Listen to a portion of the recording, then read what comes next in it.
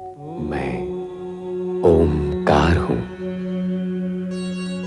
तीनों कालों के आकार को अपने व्रत में स्थित रखने वाला ओमकार।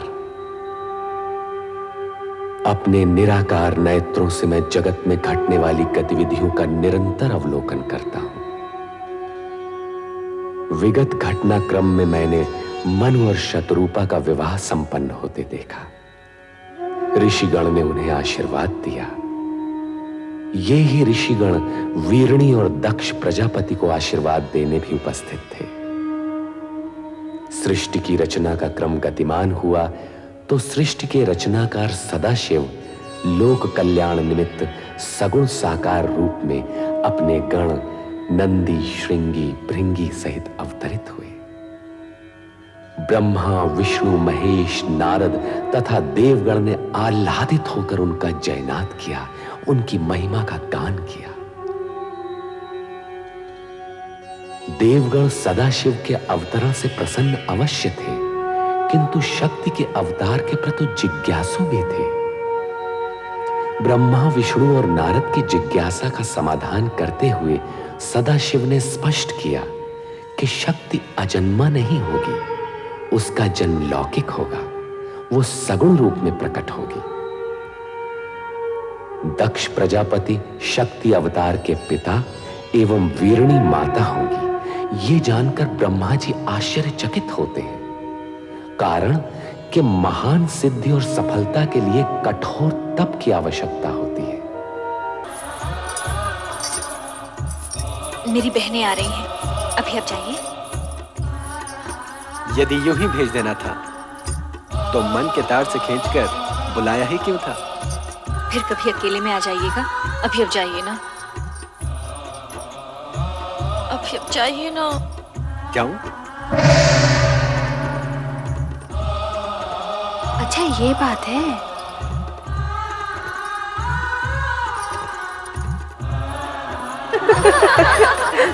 किससे बातें कर रही थी रति? किसी से भी नहीं। यहाँ कोई आया ही नहीं था। ये अपने आप से ही बातें कर रही थी। लगता है इसका मन भरमा गया है। आंखें दुल्हन बनी है और पलकें घूंघट सजा रही हैं। अधरों पर नहीं नहीं और मन में हाँ हाँ। अपने प्रियतम को यहाँ बुलाकर उसे अपने मन का हाल सुनाकर कहती है यहाँ कोई आया ही नहीं। बताओ ना रति, कौन था वो जो तुम्हारे हृदय को शीतल पवन की तरह स्पर्श कर आनंदित कर गया? बोल ना रति, कौन था वो जिसके मिलन से तेरे मुख की लालिमा और भी चमक उठी? बोलो ना, कौन था वो जो तुम्हारी चंचल चितवन और मादक मुस्कान के आकर्षण में बंधा यहाँ तक चलाया था? वो कौन था, कहाँ से आया था, मैं कुछ भी नहीं जानती। ओहो, परंतु उसके आगमन से जो मुझे आनंद की अनुभूति हुई है वो मैं नहीं बताने वाली। अच्छा, तो फिर हमें ही पता लगाना होगा कि वो था कौन।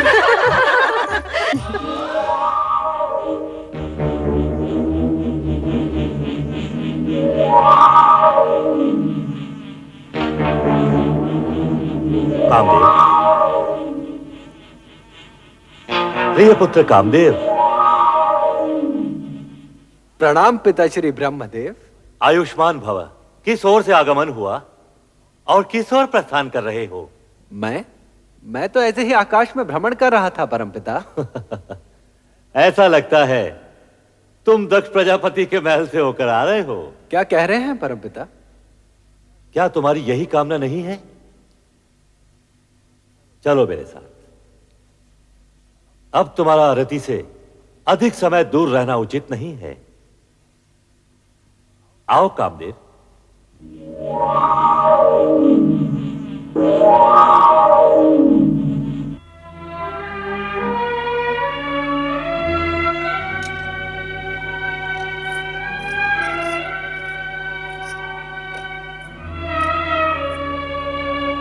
क्या बात है महाराज, क्या सोच रहे हैं आप?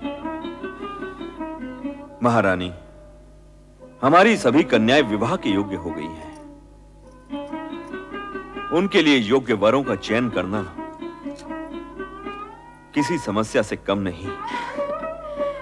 विधाता हर कन्या का भाग पहले से ही निश्चित कर देता है। और जिन कन्याओं ने दक्ष प्रजापति की पुत्रियों के रूप में जन्म लिया है वे साधारण नहीं हो सकती। आप उनकी चिंता छोड़िए। पुत्र दक्ष, पिताश्री, प्रणाम। प्रणाम पिताश्री। परमपिता। आयुष्मान भव। इन्हें पहचाना? ये पुष्प धनवा कामदेव हैं। इन्हें भला कौन नहीं जानता। संभवतः तुम ये नहीं जानते कि हम तुम्हारी चिंता दूर करने आए हैं। हमारी चिंता? चिंता कैसी पिताश्री? तुम्हारी पुत्री रति के लिए कामदेव ही सर्वश्रेष्ठ वर हैं। हमारी इच्छा है कि तुम इन दोनों का विवाह शीघ्र ही संपन्न कर दो। रति और कामदेव पति पत्नी के रूप में एक दूसरे के पूरक बनेंगे। अब सोचने का समय नहीं है दक्ष। हम जानते हैं रति का जन्म कामदेव के लिए ही हुआ है और इन दोनों की आकर्षण शक्ति एक दूसरे को निकट भी ला चुकी है। यदि ऐसा है तो आपकी आज्ञा हमें शिरोधार्य है परमपिता। हम आपकी आज्ञा का पालन शीघ्र ही करेंगे पिताश्री।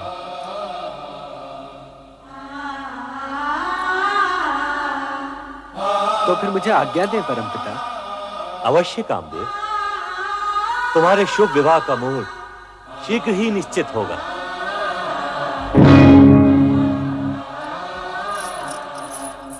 अकस्मात आपके दर्शन पाकर हमें अपार हर्ष हुआ है परमपिता। वीरणी, दक्ष, हमारे आगमन का उद्देश्य रति कामदेव विवाह प्रस्ताव से कहीं अधिक महत्वपूर्ण है। हम तुमसे एक विशेष अनुरोध करने आए हैं। अनुरोध क्यों पिताश्री? आप आज्ञा दीजिए। आदिदेव महादेव रुद्रावतार का सगुण रूप लेकर कैलाश पर प्रकट हो चुके हैं। ये तो तुम्हें ज्ञात ही होगा। सुना अवश्य है पिताश्री, परंतु सर्वशक्तिमान होते हुए भी उन्होंने ये विचित्र रूप धारण क्यों किया, ये मेरी समझ से परे है।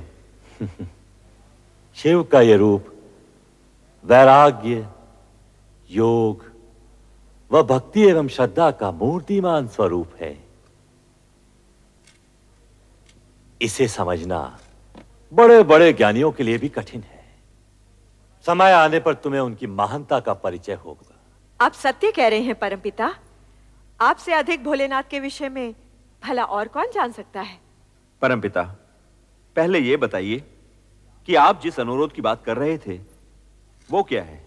मैं शिवाज्ञा से तुम्हारे पास एक संदेश लेकर उपस्थित हुआ हूं। क्या है वो संदेश? तुम दोनों को आद्य शक्ति मां जगदम्बे को पुत्री रूप में पाने के लिए तपस्या करनी होगी। तपस्या? तपस्या क्यों पिताश्री?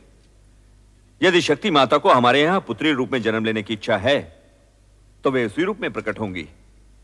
उसके लिए तपस्या की क्या आवश्यकता है? मैं भी यही सोच रही हूं। हमारी इतनी कन्याओं की तरह वो भी जन्म ले लेंगी। वे अन्य कन्याओं की तरह सामान्य कन्या नहीं होंगी। तपस्या करके उन्हें प्रसन्न किए बिना उनकी प्राप्ति असंभव है। यह न भूलो कि शक्ति के सगुण अवतार के माता पिता बनने का श्रेय और गौरव तुम दोनों को ही प्राप्त होगा, यह निश्चित है। इसलिए इस शिवाज्ञा को शीघ्र स्वीकार करके शक्ति आराधना प्रारंभ करो। जैसी आपकी आज्ञा। रति कामदेव के विवाह के पश्चात सर्वप्रथम हम आप ही की आज्ञा का पालन करेंगे पिताश्री। तुम्हारा कल्याण हो वत्स दक्ष और वधु वीरनी। महारानी, पिताश्री की इच्छा अनुसार हमें शीघ्र ही रति कामदेव का विवाह संपन्न कर देना चाहिए। करचरण कृतं वा कायजं कर्मजं वा श्रवणनयनजं वा मानसं वा पराधं विहितम्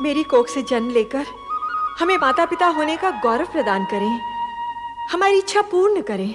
आदि शक्ति विश्वेश्वरी। तथास्तु। परंतु मेरा इस प्रकार शक्ति रूप में प्रकट होना शीघ्र ही आपकी स्मृति से ओझल हो जाएगा। ये किस लिए माँ? आप दोनों को ये स्मृति नहीं रहेगी कि मैंने आपकी पुत्री के रूप में जन्म लेने का वरदान दिया है। ऐसा क्यों मां सर्वेश्वरी? इस कारण कि मेरे जन्म के पश्चात आप मुझे साधारण कन्या समझकर उसी प्रकार स्वाभाविक व्यवहार करें जिस प्रकार सामान्य माता पिता अपनी पुत्री से करते हैं। ये किस लिए माँ? हर प्रयोजन बताया नहीं जाता महारानी वीरणी। जैसी माँ विश्वेश्वरी की इच्छा, परंतु अब हमारी कामना शीघ्र ही पूर्ण कीजिए। तुम्हारी कामना पूर्ति का वरदान तो मैंने दे ही दिया है महारानी वीरणी। कल्याण हो। जय हो मां आदिशक्ति जगदम्बे, जय हो मां। जय हो।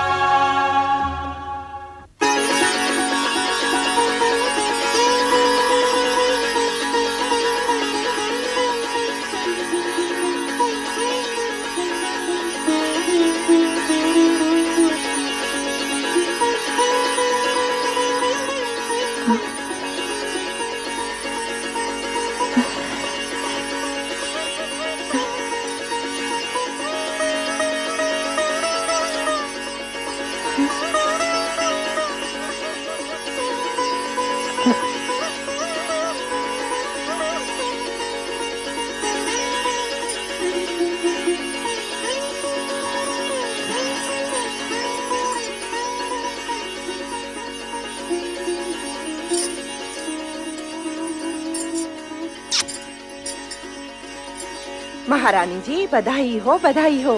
आपके यहाँ एक तेजस्विनी कन्या ने जन्म लिया है। बधाई हो महारानी जी। चलो। राजकुमारी जी, आप लोगों को भी बहुत बहुत बधाई हो। ये शुभ समाचार जाके महाराज को सुनाते हैं। चलो चलो, चलो। माताश्री, आज का दिन हम सबके लिए बड़ी प्रसन्नता का दिन है। बधाई हो महाराज, बधाई हो। महारानी वीरनी ने एक दिव्य कन्या को जन्म दिया है। कन्या के प्रकट होते ही सारे महल में उसकी ज्योति फैल गई। तेजस्वी कन्या ने जन्म लिया है महाराज। ये शुभ समाचार सुनकर हम धन्य हुए। सुलेखा, ये लो अपना पारितोषिक। मंगला, तुम भी लो। धन्यवाद महाराज। बधाई हो महाराज, बधाई हो। ये लो, तुम भी लो। आज का दिन हमारे लिए अत्यंत ही हर्ष और उल्लास का दिन है। नारायण नारायण। अभिनंदन राजन, दिव्य कन्या के जन्म के क्षण पर बधाई हो। देवऋषि, आश्चर्य है, आप सही समय पर पधारे। नारायण नारायण। आश्चर्य कैसा राजन, दिव्य कन्या के जन्म का क्षण ही हमें यहाँ खींच लाया है। क्या कन्या दर्शन के लिए आप व्यग्र नहीं हो रहे हो? हाँ हाँ अवश्य। देवर्षि आप भी पधारिए, आइए। नारायण नारायण नारायण। पिताश्री बधाई हो। बधाई हो, तुम सबको भी बधाई हो। आज का दिन अत्यंत मंगलमय है। जाओ सब मिलकर मंगल गीत गाओ और पूरे वातावरण को मंगलमय कर दो। देवियों आनंद करो देवियों। ये लो। प्रणाम। नारायण नारायण। दर्शन पाकर आंखें धन्य हुई। भ्राता दक्ष, इस तेजस्विनी कन्या का नामकरण इसी समय हो जाना चाहिए। नामकरण इसी समय? हाँ, आज का ये दिन और ये समय अति पावन है। जैसी आपकी इच्छा देवर्षि। इसके दर्शन से मन में सात्विक भाव प्रकट हो रहा है, इसलिए इसका नाम सती होना चाहिए। सती? धन्यवाद देवर्षि, आपने कन्या का नाम अति उत्तम बताया है। हमारी ये कन्या सती के नाम से ही प्रसिद्ध होगी। हम इसी समय पूरे राज्य में घोषणा करवा देते हैं कि प्रजापति दक्ष की कन्या सती ने जन्म लिया है। नारायण नारायण।